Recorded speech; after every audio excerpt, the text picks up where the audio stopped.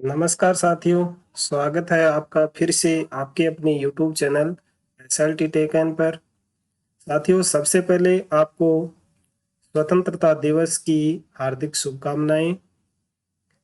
और अब देखिए, आज के जो वीडियो है उसका जो विषय है वो हमारा रहेगा विद्यार्थियों के बेसलाइन आकलन और दक्षता आधारित समूह निर्माण के संबंध में।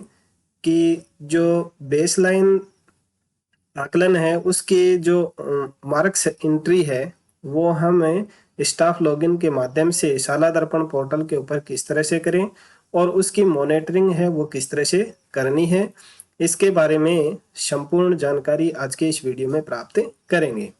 देखिए, ये 12 अगस्त का सर्कुलर है, वो कार्यालय निदेशक माध्यमिक शिक्षा राजस्थान बीकानेर के द्वारा जारी किया गया है, जिसमें निर्देश दिया गया है कि बार बार ये निर्देश देने के बाद में भी अभी तक बेसलाइन आकलन है वो विद्यार्थियों का शाला दर्पण पोर्टल के ऊपर अपडेट नहीं किया गया है।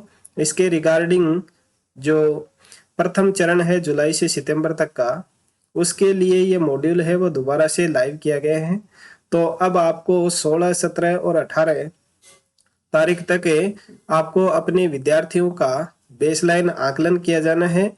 और ये बेसलाइन आकलन है वो आपको उस विद्यार्थी के जो वर्कबुक है उस वर्कबुक में बेसलाइन आकलन के नाम से एक पेज है वो दिया हुआ है। उस पेज के माध्यम से आपको बेसलाइन आकलन है वो करना है। और उस बेसलाइन आकलन में जितने प्रश्न दिए गए हैं उनमें से विद्यार्थी ने कितने प्रश्न सही किए हैं उनकी ऑनलाइन फीडिंग आपको विषय अध्यापक है उसके द्वारा अपने स्टाफ लॉगिन के माध्यम से करनी है। तो वो फीडिंग आपको किस तरह से करनी है वो मैं आपको लाइव करके बताऊंगा। अब देखिए, ये जो बेसलाइन आकलन है वो कक्षा 1 और 2 का नहीं किया जाना है, कक्षा 3 और 3 से 8 तक के जो विद्यार्थी हैं उनका बेसलाइन आकलन है वो किया जाना है। और जिन विद्यालयों में जिस विषय की वर्कबुक है वो उपलब्ध नहीं है, उन वर्कबुक को आप rajsamsa.nic.in इस वेबसाइट से या HTTPS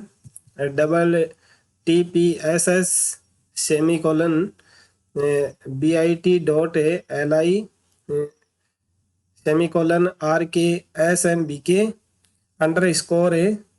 बेसलाइन इस लिंक के द्वारा भी आप इनको बेसलाइन आकलन की जो शीट है उसको डाउनलोड कर सकते हैं, उसका प्रिंट निकाल करके विद्यार्थियों को दे सकते हैं, अथवा उनको बोर्ड पर नोट करवा करके उनकी नोटबुक से भी ये बेसलाइन आकलन है वो आप करवा सकते हैं।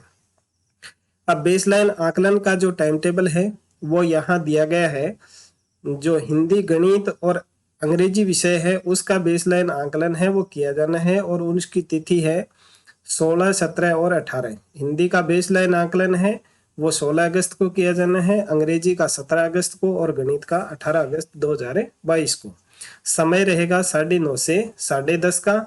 और ये डेटा जो विद्यार्थियों को प्राप्त अंक है उनकी डेटा फीडिंग शाला दर्पण पोर्टल के ऊपर 20 अगस्त तक आपको निश्चित रूप से करनी है। तो ये तो था टाइम टेबल। अब आपको ये जो बेसलाइन आकलन है उनके जो सही उत्तरों की संख्या है वो स्टाफ लॉगिन के माध्यम से किस तरह से आपको की जानी है वो मैं आपको लाइव करके बताऊंगा। और किस तरह से उनके ग्रुप है वो क्रिएट होंगे और उनकी रिपोर्टिंग आप कहाँ देखेंगे और उनकी विद्यालय लॉगिन से जो मॉनिटरिंग है वो किस तरह से करनी है वो मैं अब आपको लाइव करके बताता हूँ। साथियों, इसी तरह के नए अपडेट्स मैं लेकर के आता रहता हूँ इस चैनल के ऊपर। तो अभी तक आपने हमारे इस YouTube चैनल को सब्सक्राइब नहीं किया तो चैनल को सब्सक्राइब कर लीजिए। और यदि ये वीडियो आपको पसंद आए तो इसको लाइक कीजिए और अपने ज़्यादा से ज़्यादा साथियों को शेयर कीजिए, जिससे सबको इसे के बारे में जानकारी प्राप्त हो सके। तो चलिए अब चलते हैं स्टाफ लॉगिन के ऊपर और देखते हैं कि बेसलाइन असेसमेंट है वो किस तरह से हमें शाला दर्पण पोर्टल के ऊपर अपलोड करना है। तो सबसे पहले आपको अपने स्टाफ की लॉगिन आईडी और पासवर्ड के माध्यम से लॉगिन कर लेना है। उसके बाद में आपको यहाँ देखिए मेन्यू बार में कई मेन्यू आपको दिखाई देंगे, तो आपको यहाँ मिल जाएगा एक ऑप्शन RKSMBK। साथियों, RKSMBK की फुल फॉर्म होती है राजस्थान के शिक्षा में बढ़ते कदम। आपको इसके ऊपर क्लिक करना है तो एक सब मेन्यू आपके सामने ओपन होगा, बेसलाइन असेसमेंट। इसी के ऊपर आपको क्लिक कर देना है। अब आपको यहाँ देखिए प्रविष्टि को ध्यान से सेव करें। एक बार डेटा सेव होने के बाद में बदलाव संभव नहीं है, इसलिए आपको जो भी मार्क्स एंट्री करनी है वो ध्यानपूर्वक करनी है। अब यहाँ आपको फिल्टर बाई में 3 ऑप्शन मिल जाते हैं, पेंडिंग, फील्ड और बोथ। तो यहाँ सबसे पहले आपको पेंडिंग में जाना है और कक्षा 1 और 2 की डेटा एंट्री आपको नहीं करनी है। आपको 3 से 8 तक के जो विद्यार्थी हैं उनकी डेटा एंट्री करनी है। तो सेशन आपको यहाँ ऑटो सिलेक्टेड मिलेगा 2022-23। क्लास में आपको यहाँ से जो भी क्लास आपके यहाँ मैपिंग की हुई है विद्यालय लॉगिन से, वो क्लास आपको यहाँ शो हो जाएंगी। इनमें से आपको यहाँ से क्लास सेलेक्ट कर लेनी है, फिर उस क्लास का सेक्शन है वो सेलेक्ट करना है और उसके बाद में जिस विषय के लिए आपकी मैपिंग की गई है, जिस विषय के आप विषय अध्यापक हैं, उस विषय को आपको यहाँ से सेलेक्ट कर लेना है और फिर शो बटन के ऊपर क्लिक कर देना है। तो आपकी कक्षा में जो विद्यार्थी हैं उनके SR नंबर, नेम और यहाँ मिल जाएगा number of correct answer in the baseline assessment और विषय आपका इंग्लिश। तो कक्षा 3 में जो अंग्रेजी है उसके जो प्रश्नों की संख्या है वो 20 थी। अब उस 20 प्रश्नों में से आपके कौन कौन से विद्यार्थी कितने कितने प्रश्न सही हुए हैं उनकी संख्या को आपको यहाँ फिल करके सेव कर देना है। तो जैसे मैं यहाँ इन बच्चों की जो मार्क्स एंट्री है वो यहाँ करके मैं आपको सेव करके बताता हूँ। तो यहाँ पहले बच्चे के 17 हैं, दूसरे के भी 17 हैं और तीसरे बच्चे के 18 मार्क्स हैं। ये मार्क्स हैं वो 20-20 अंक के हैं। प्रत्येक विषय के जो प्रश्नों की संख्या है वो आपके अलग अलग हो सकती है, तो जितने प्रश्न हैं उनमें से ही आपको एंट्री करनी है। अब आपको यहाँ चाहो तो आप एक एक बच्चे के भर करके भी सेव कर सकते हैं और सभी बच्चों के मार्क्स एंट्री करके आप यहाँ सेव ऑल बटन के ऊपर क्लिक कर देंगे तो आपके सामने एक पॉपअप विंडो ओपन होगी, are you sure want to proceed. तो आपको इसको क्लिक कर देना है ओके के ऊपर। तो फिर से आपके सामने पॉपअप विंडो आएगी, ऐड अपडेट सक्सेसफुली।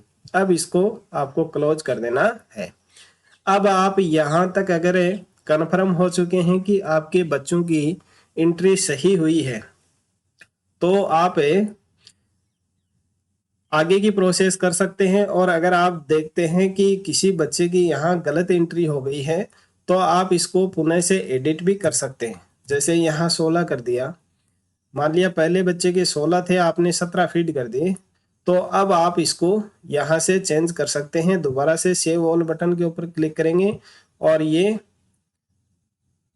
दोबारा से अपडेट हो जाएंगे। जब तक आप इस विंडो को नहीं बदलेंगे तब तक आप इसमें बदलाव है वो कर सकते हैं। और यदि आपने इस विंडो को एक बार क्लोज कर दिया फिर इनकी डाटा एंट्री है वो सेव नहीं कर सकते। इसलिए इस विंडो को क्लोज करने से पहले आप एक बार दोबारा से मिलान कर लें कि जितने मार्क्स की एंट्री आपने उस बच्चे की है वही मार्क्स एंट्री है, उस बच्चे को उतने ही अंक प्राप्त हुए हैं। अगर आप कन्फर्म हो जाएं उसके बाद में आपने जो अंक भरे हैं उसको आप देखना चाहें और जो आगे suggested group for the student वो आपको यहाँ ब्लैंक मिलेगा। अब आपने बच्चे को कौन सा ग्रुप है वो सजेस्ट किया गया है उसको देखने के लिए आपको जो दूसरे नंबर का टैब है फील्ड वाला उस पर आपको क्लिक करना है और फिर आपको शो बटन के ऊपर क्लिक कर देना है। तो देखिए अभी आपने जो मार्क्स एंट्री की थी वो आपको यहाँ शो हो गई है और जो सजेस्टेड ग्रुप है स्टूडेंट का वो एक एक है। ठीक है, तो इससे वो असेसमेंट जो बेसलाइन असेसमेंट है उसके मार्क्स की एंट्री करनी है और ग्रुप से जो बच्चे को अलॉट हुआ है उसको देखना है। अब अगर आप इन अंक में बदलाव करना चाहते हैं तो अब आपके नंबर है वो बदले नहीं जा सकते। देखिए अब आप पेंडिंग में दोबारा से जाकर के शो बटन के ऊपर क्लिक करेंगे तो आपको वहाँ अंग्रेजी जो विषय के बच्चे हैं वो यहाँ नो रिकॉर्ड फाउंड आएंगे, वो यहाँ से हट चुके हैं और वो फील्ड वाले ऑप्शन में चले गए हैं। तो आपको ये मार्क्स एंट्री है वो बड़ी ही सावधानी पूर्वक करनी है। इसी तरह से आपको अन्य क्लास के भी अन्य विषय हैं उनको सेलेक्ट करना है और उनकी मार्क्स एंट्री करनी है और बच्चों को जो सजेस्टेड ग्रुप है अलॉट हुआ है उसकी मॉनिटरिंग आप कर सकते हैं।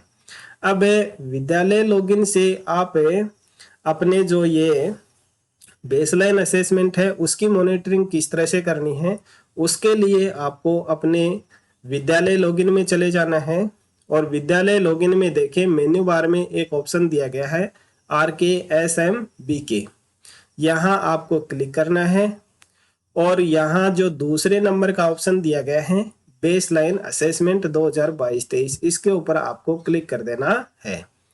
तो अब आपको यहाँ भी दो ऑप्शन मिलेंगे, तीन ऑप्शन मिलेंगे, पेंडिंग, फील्ड और बोथ। जिस तरह से आपको स्टाफ विंडो में मिला था उसी तरह से आपको यहाँ भी मिलेंगे। अब देखिए यहाँ आपने जो फील्ड किया है उसकी मैं एंट्री आपको यहाँ से मॉनिटरिंग के लिए चेक करके बता देता हूँ। जैसे हमने कक्षा 3 के इंग्लिश विषय के मार्क्स की एंट्री की थी तो क्लास, सेक्शन और सब्जेक्ट यहाँ से इंग्लिश है उसको सेलेक्ट करेंगे और शो बटन के ऊपर क्लिक करेंगे तो देखिए यहाँ भी वो मार्क्स की एंट्री आपके आ चुकी है और सजेस्टेड ग्रुप है वो आ चुका है। तो इस तरह से आपको विद्यालय लॉगिन से अपने जो स्टूडेंट्स हैं, अपनी क्लास हैं, उनकी बेसलाइन असेसमेंट की मॉनिटरिंग करनी है। और यदि आपके किसी कक्षा में किसी विद्यार्थी का नाम नहीं आ रहा है, आपके स्टाफ लॉगिन में मार्क्स एंट्री करते समय किसी बच्चे का एडमिशन लेट हुआ है और उसका नाम आपको वहां शो नहीं हो रहा है, तो आपको यहाँ विद्यालय लॉगिन में RKSMBK ऑप्शन में जाना है और उसमें जो पहला ही ऑप्शन दिया गया है बेसलाइन असेसमेंट डेटा रीसेट 2022-23, इसके ऊपर क्लिक करना है और आपको यहाँ से बेसलाइन तो पहला ही है, उसके बाद में जिस क्लास में जिस भी क्लास में बच्चों के नाम नहीं आ रहे हैं वो क्लास आपको यहाँ से सेलेक्ट करनी है और शो बटन के ऊपर क्लिक कर देना है। तो अब आपके यहाँ जिस विद्यार्थी का नाम यानी करंट स्टेटस दिखाएगा और स्टूडेंट बेसलाइन है, यानी यहाँ अब आपके जितने विद्यार्थी आएंगे करंट स्टूडेंट में वो भी आपके बेसलाइन में आ जाएंगे। अगर यहाँ आपके करंट स्टेटस में कम आ रहे हैं, करंट स्टेटस में ज़्यादा बच्चे आ रहे हैं और बेसलाइन स्टूडेंट में कम आ रहे हैं, तो आपको नीचे ऑप्शन दिया गया है सिंक स्टूडेंट बेसलाइन डाटा, इसके ऊपर आपको क्लिक कर देना है। क्लिक करते ही पॉपअप विंडो ओपन होगी, are you sure want to reset baseline data, तो इसके ऊपर आपको क्लिक कर देना है। तो बेसलाइन डाटा रीसेट सक्सेसफुली। तो यहाँ जितने करंट स्टूडेंट होंगे उतने ही आपके स्टूडेंट बेसलाइन में भी आ जाएंगे। मेरे यहाँ पहले से ही जो स्टूडेंट थे वो सारे बेसलाइन में आ रहे हैं। अगर आपके केस में ऐसा हो तो आप इस तरह से उनको आप सिंक कर सकते हैं। आई होप वीडियो में दी गई जानकारी आपको समझ में आ गई होगी।